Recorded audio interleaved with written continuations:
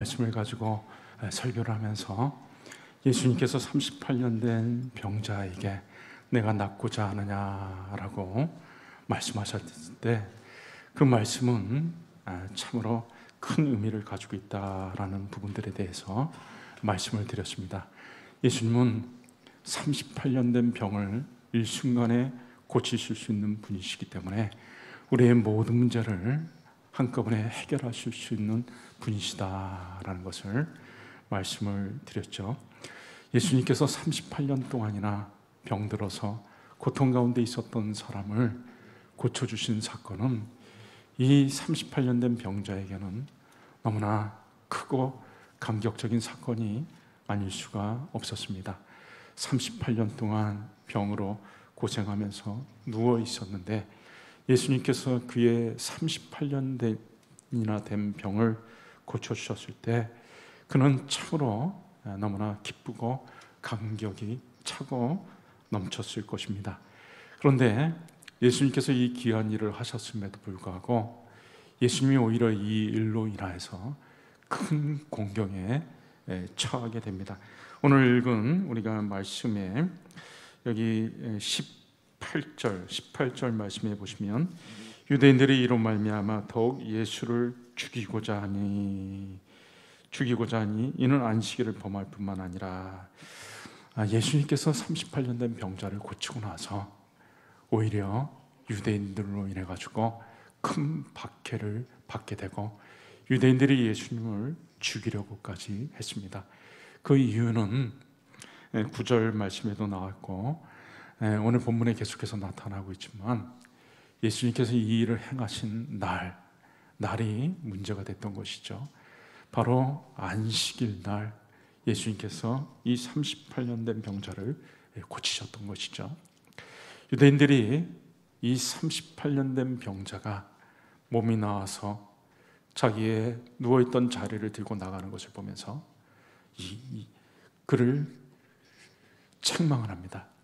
네가 안식일에 이 자리를 들고 나아가는 것이 옳지 않다. 그 이야기는 안식일에 일을 한다라는 의미로서 그렇게 얘기를 한 것이죠. 안식일에 자리를 들고 병으로 누워있던 사람이 자리를 들고서 나간다. 그것은 마치 일을 하는 것으로 그렇게 유대인들이 생각하고 그를 추궁했던 것입니다. 이 유대인들은 지금도 안식일에 대해서 매우 철저하게 지키려고 애를 씁니다. 예를 들어서 안식일에 불을 피우지 말라라고 했기 때문에 안식일에 가스불 같은 것들을 켜지 않도록 하고 심지어는 자동차도 속에서 불이 튀기기 때문에 불똥이 튀는 기계이기 때문에 자동차를 타지 말고 그리고 전등 켜는 것까지도 조절을 하고 엘리베이터도 안식일만큼은 자동으로 이렇게 작동이 돼가지고 열고 닫히고 하는 일들 미리 눌러놨다가 거기서 작동하게 하는 그렇게 철저하게 안식일을 지키려고 합니다. 그리고 유대인들의 장로들은 안식일을 잘 지키기 위해서 유정까지 만들어가지고 그렇게 철저히 안식일을 준수하려고 했었던 것이죠. 결국 예수님으로 인해서 갈등이 생기게 된 것은 유대인들이 철저한 이 장로들의 유전 이런 것들을 지키려고 하고 유대인들의 율법과 관계해가지고 예수님과 갈등이 생기게 된 것입니다. 유대인들은 철저히 지키려고 했었던 의식이 세 가지가 있습니다. 첫째는 할례, 두 번째는 먹는 것에 대한 규례인 코셔라고 하는 규정이 있고 그리고 세 번째가 바로 안식일인데 예수님과 많은 갈등을 겪게 된 것은 주로 이 안식일에 관계된 것이었습니다. 제자들이 안식일 날 이삭을 비벼서 먹은 것 그것으로 인해 가지고 예수님을 공격했고 예수님이 또 안식일에 손마른 자 병을 고쳐주는 것으로 인해서 또 예수님이 공격을 당했습니다. 이 38년 된 병자를 고친 것은 심각한 안식일 규정을 위반한 것이다. 안식일 날 의료 행위를 했다라는 것이죠. 유대인들에게 있어서 이 안식일 일을 한다고 하는 것에 대한 중요한 아주 명확한 개념이 있는데, 그것은 어떤 것인가 하면 상황을 변화시키는 것, 상황을 변화시키는 것이 바로 일이다라는 개념을 가지고 있습니다. 그래서 38년이나 누워있던 사람이 자리에서 일어나가지고 움직여지는 것은 상황이 바뀐 것이죠. 그래서 상황이 바뀌게 되는 것은 다 일이다. 이삭이 멀쩡하게 붙어 있었는데 그 멀쩡하게 붙어있던, 오랫동안 붙어있던 이삭을 잘라다가 비벼가지고 먹었으니, 이삭이 떨어졌으니 상황이 바뀐 것이니까 일이 된 것입니다. 또 손이 마른 사람이, 이렇게 손이 말라서 고생하고 있는 사람이 손이 펴져 버렸으니까, 오랫동안 손이 이렇게 굽혀져 있던 사람이 펴지는 상황이 발생했으니까 이것은 일이다. 그래가지고 예수님이 안식이나 일을 한 것이 된 것이죠. 그래서 이 38년 된 병자를 붙잡고 추궁을 합니다. 네가 안식일날 그렇게 일을 해가지고 자리에서 누워있던 사람이 이제 자리를 들고 나가니까 이 사람이 유대인들의 공격을 모면하려고 누가 나를 이렇게 일으켰다, 누구냐? 그런데 예수님이 이미 많은 사람들 가운데 피했기 때문에 알 수가 없었던 것이죠. 나중에 예수님께서 이 사람에게 찾아오셔가지고 이제 심한 병이 생기지 않도록 다시는 죄를 짓지 말라. 그래서 그때 비로소 이 사람이 자기를 고쳐준 분이 예수님인 것을 압니다. 근데 이 사람도 참 문제가 있는 것이 38년 된 병을 고쳐줬으면 감사하게 생각하고, 유대인들이 그렇게 공격을 해야 되는데 예수님을 보호할 의무가 있지 않겠습니까? 근데 이 사람이 가가지고 유대인들한테 자기를 고쳐준 자는 바로 예수다라고 얘기를 한 것입니다. 야, 참 어떻게 그럴 수가 있을까? 어쩌면 유대인들에게 협박을 받을 수도 있죠.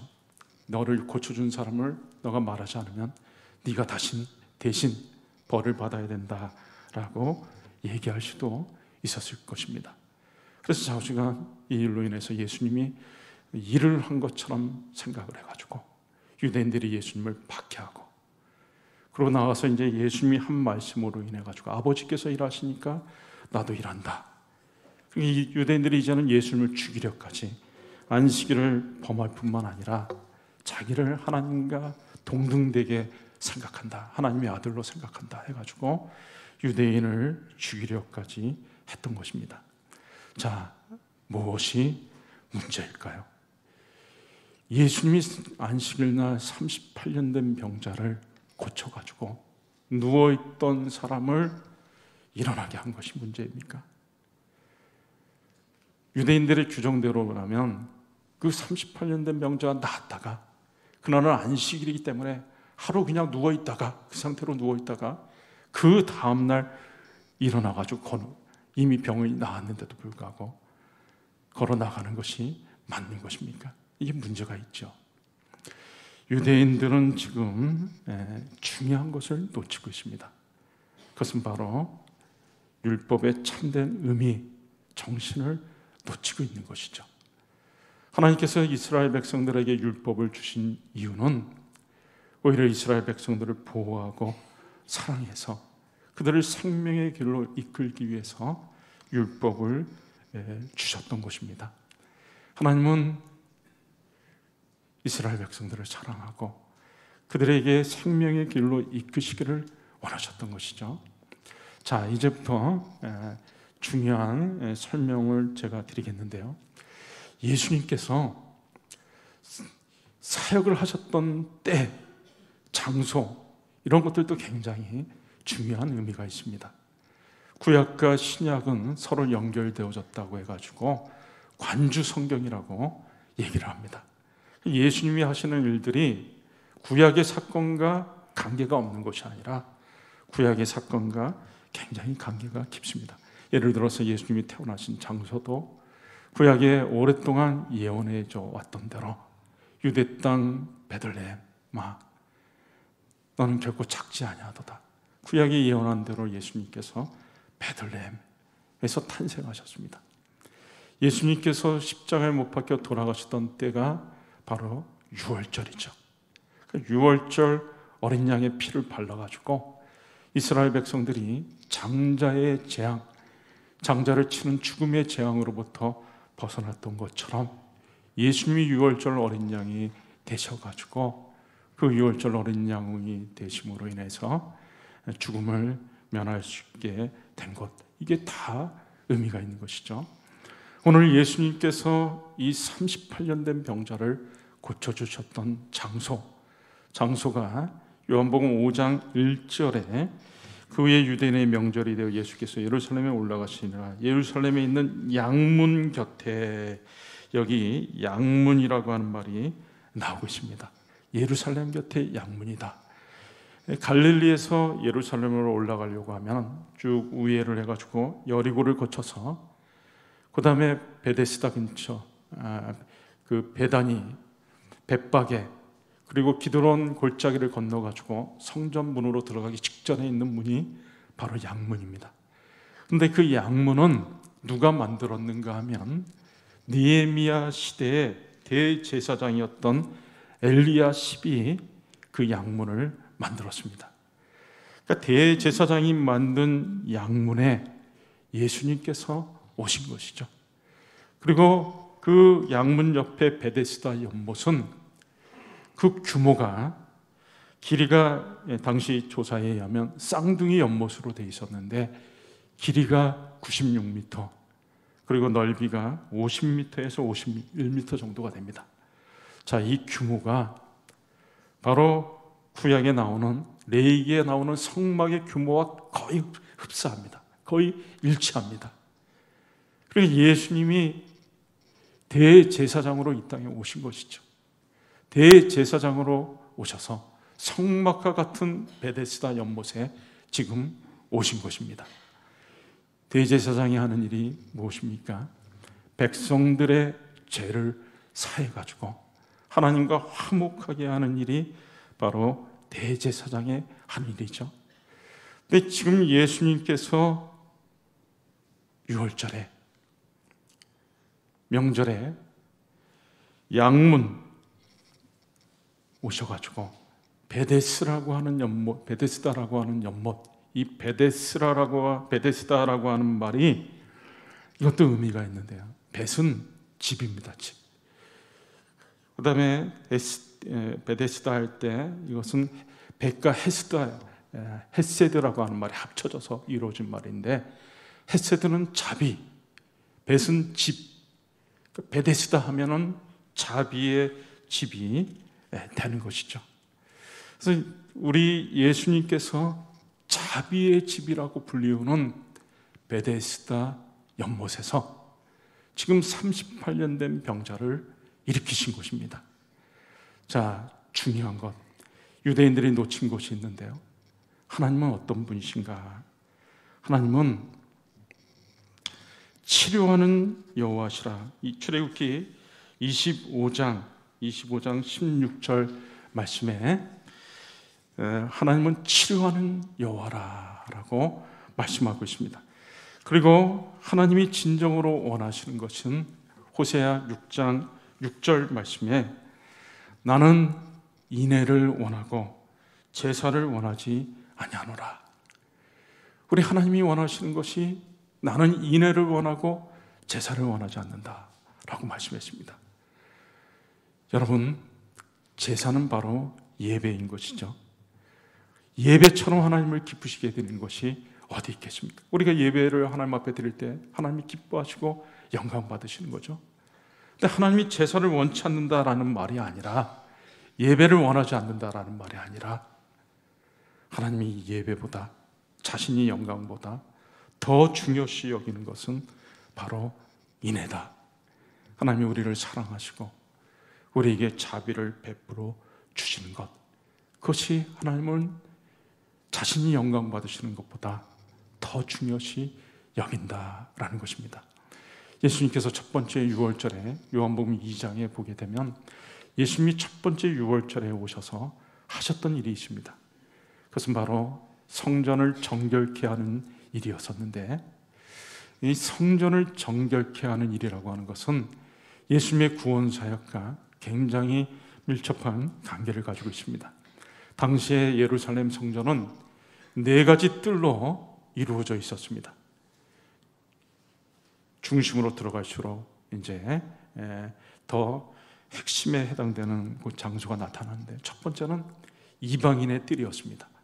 그래서 성전 안에 이방인의 뜰이 있어가지고 이방인들이 성전 안에 들어와서 하나님 앞에 예배드릴 수 있는 그런 뜰. 그리고 두 번째로 더 들어가면 여인의 뜰, 여인들이 나아갈 수 있는 장소가 있습니다. 더 나아가면은 이스라엘 사람의 뜰, 이스라엘의 뜰이 있고, 마지막 4번째 뜰이 제사장의 뜰이었습니다. 제사장들이 들어갈 수 있는 뜰. 그러니까 이 성전은 이방인들까지 포함해가지고 온 세상 백성들을 구원하시는 하나님의 집인 것이죠. 내 집은 만민이 기도하는 집이라고 말씀하셨을 때, 우리 교회를 통해서 세상 모든 백성들을 구원하시려고 하는 하나님의 뜻이 나타났듯이, 하나님께서는 성전에 이방인들도 다 나와서 하나님을 만나고 하나님께 경배할 수 있도록 그렇게 하신 것입니다. 그런데 당시에 종교 지도자들이었던 사두개인들이 자기들의 입속을 챙기기 위해서, 원래는 하나님 앞에 제물을 가지고 올 때 자기의 가축을 가지고 오면 되는데 거리가 너무 멀으니까 이 성전 안에 그 제물을 매매하는 장소를 세워가지고 그렇게 해가지고 자기들의 입속을 챙겼습니다.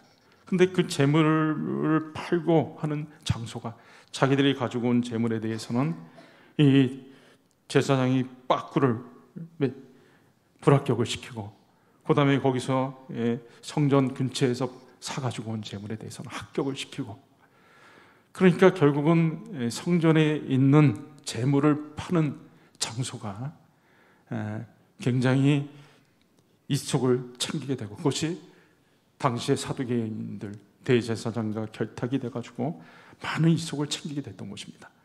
그런데 이 제물을 팔던 장소가 바로 어디였는가 하면, 돈을 바꾸고 제물을 파는 장소가 이방인의 뜰. 그러니까 이 종교 지도자들이 이방인의 뜰도 엄연히 성전 장소인데도 불구하고 그 뜰을 성전 제물을 매매하는 장소로 삼아가지고 그렇게 성전을 타락시켰던 것입니다. 그래서 예수님께서 오셔가지고 제일 먼저 하신 일이 이방인의 뜰에서 장사를 하고 있는 사람들을 다 쫓아내시면서 성전을 정화시켰던 것이죠. 그 예수님의 의도는 내 집은 만민이 기도하는 집이다. 이 세상 모든 사람들이 다 구원을 받아야 하는데, 이 종교 지도자들은 이방인들을 무시하고 이방인의 뜰에다가 재물을 파는 장소를 마련해놓음으로 인해가지고 원래 하나님의 그 세상 백성들을 구원하려고 하는 뜻을 훼손시켰던 것이죠. 그래서 예수님께서는 온 세상 백성들을 구원하시는 의미로 제일 먼저 하셨던 일이 성전을 정화하는 일들, 이방인의 뜰에 있던 것들을 다 쫓아내고 이방인들도 구원받을 수 있는 다시 원래의 의미를 회복시키셨던 것입니다. 그리고 그런 자비의 예수님, 자비의 하나님이시기 때문에 예수님께서 이제 두 번째로 다시 절기에 예루살렘을 방문해가지고, 예수님이 그런 자비의 하나님이시기 때문에 38년 된 병자를 예수님이 만나시고 그의 오랫동안 고통 가운데 있었던 그 어려움을 깨끗하게 해결해 주신 것이죠. 바로 자비의 집에서 그렇게 하셨던 것입니다. 요한복음 3장 16절, 하나님이 세상을 이처럼 사랑하사 독생자를 주셨으니 이는 저를 믿는 자마다 멸망치 않고 영생을 얻게 하려 하심이라. 하나님께서 모든 사람들을 구원하시려고 하는 그 동기가 무엇입니까? 그것은 바로 자비, 하나님이 세상을 이처럼 사랑하사 인애 자비에서 바로 비롯된 것이죠. 그래서 예수님께서 바로 베데스다라고 하는 자비의 장소에 오셔가지고 이 38년 된 병자를 고쳐주시는 것을 통해 예수님이 어떤 분이신지, 하나님이 어떤 분이신지를 잘 나타내 주신 것입니다.